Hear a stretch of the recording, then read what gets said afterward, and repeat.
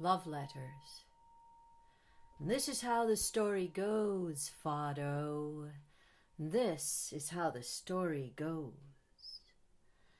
It's never too late for love. It's never too late to love. It's never too late for love. It's never too late. Years ago, I had a boyfriend who wrote me slews and slews of love letters. He wrote me slews and slews of love letters that I never opened.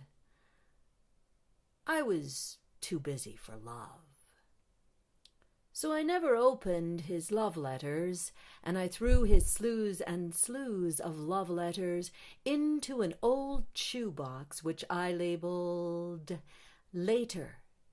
Later. An old shoebox labeled Later. And then I put that shoebox labeled Later into another box, which I put into another box, which I put into a trunk, which I put into storage in my parents' barn. It's never too late for love. It's never too late to love. It's never too late for love. It's never too late.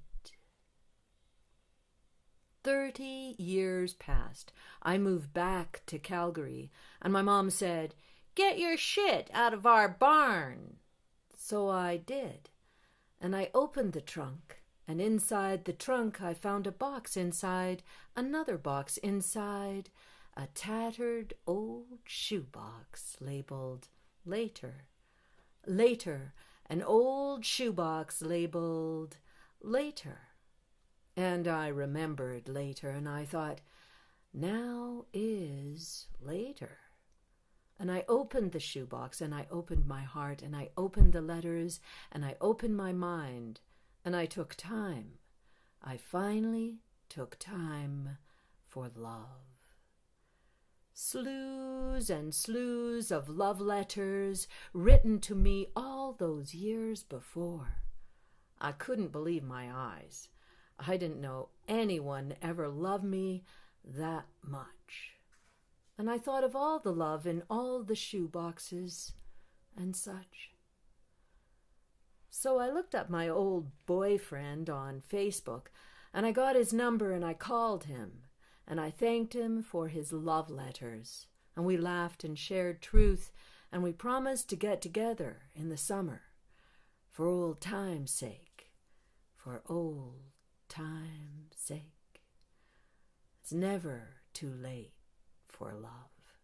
It's never too late to love. It's never too late for love. It's never too late. 2 weeks later, he died, and I was glad I finally opened his letters and looked inside. It's never too late to love.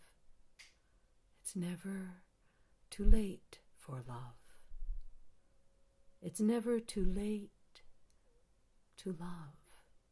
It's never too late for forgiveness to find its nerve